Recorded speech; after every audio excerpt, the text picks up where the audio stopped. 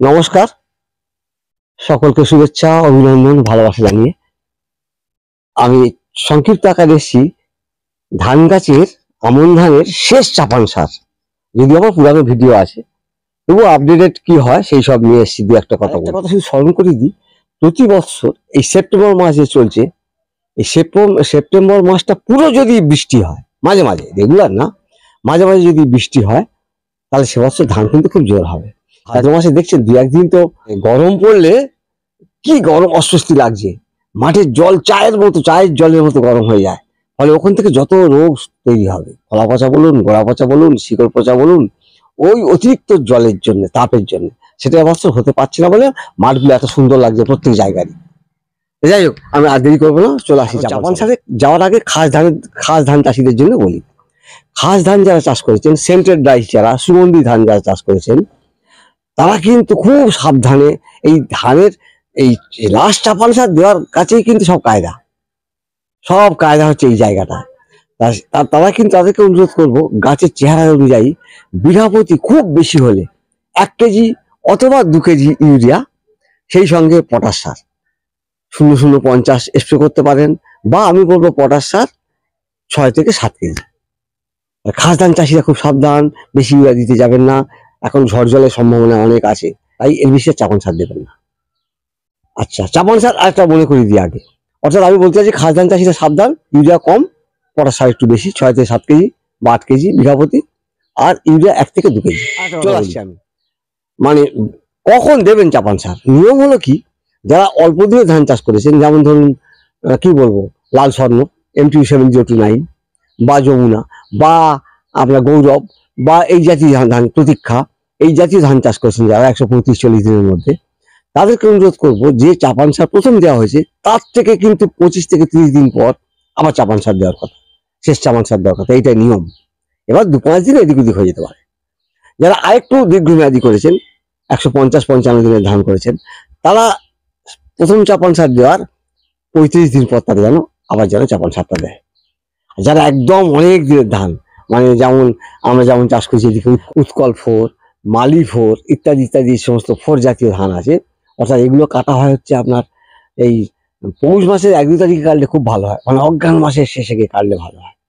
এত দীর্ঘমেয়াদী ধান যারা, তারা হচ্ছে প্রথম চাপান সার দেওয়ার পরে, যদি কেউ দেন, প্রথম চাপান সার দেওয়ার পরে দ্বিতীয় চাপান সার দেওয়া হবে কিন্তু 40 দিন, 35 থেকে 40 দিন পরে। এই হচ্ছে হিসেবের গড়। যাই হোক, আমি চলে আসছি কি সার দেবেন।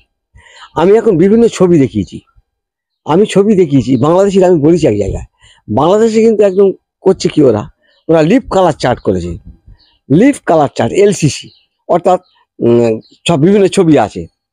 হ্যাঁ, ডিপ রং হলে কত ইউরিয়া দেবেন সেটা মাঠে নিয়ে যেতে হয়, ছবির চারটা।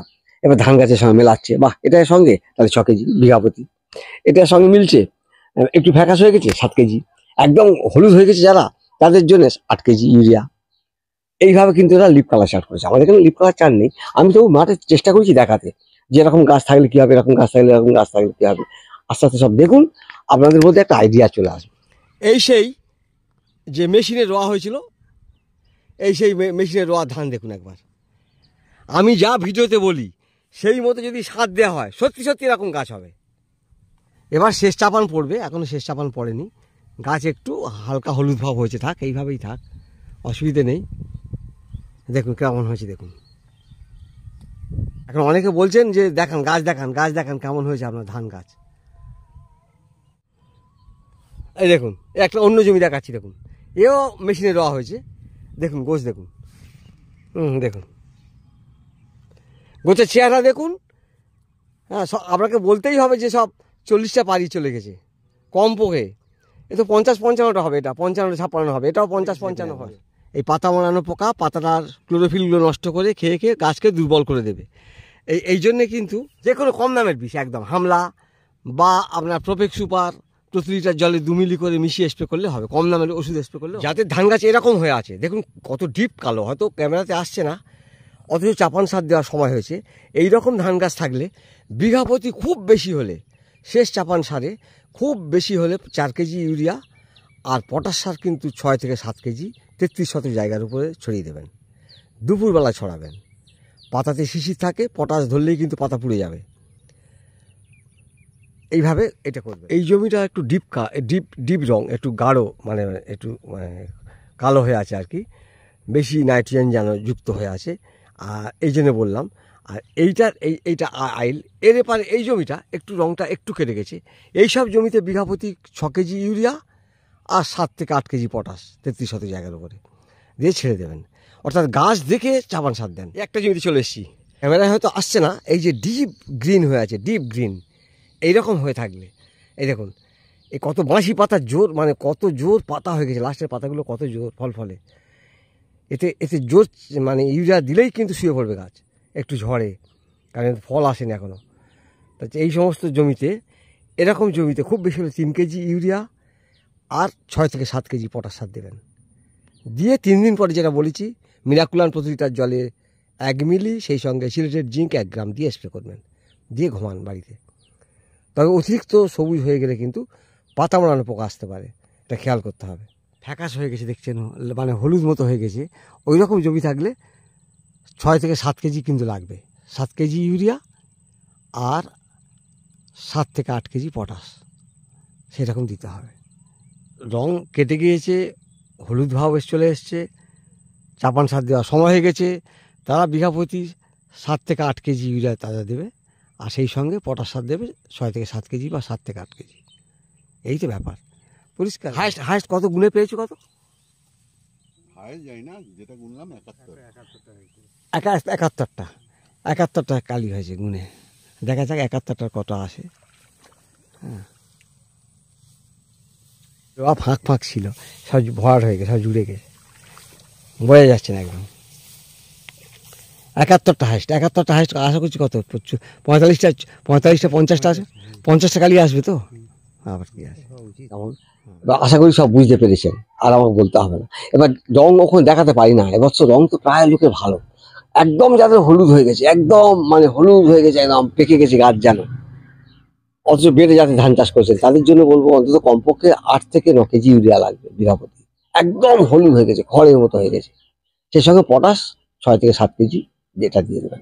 দিয়েই আপনাকে বলেছিলাম কিন্তু যে মিরাকুলান প্রতি লিটার জলে এখন 1/2 মিলি থেকে 1 মিলি, এখন প্রতি লিটার জলে মিরাকুলান 1/2 মিলি বা 1 মিলি, সেই সঙ্গে কিন্তু আপনার জিঙ্ক 1 গ্রাম, এটা কিন্তু স্প্রে করবেন।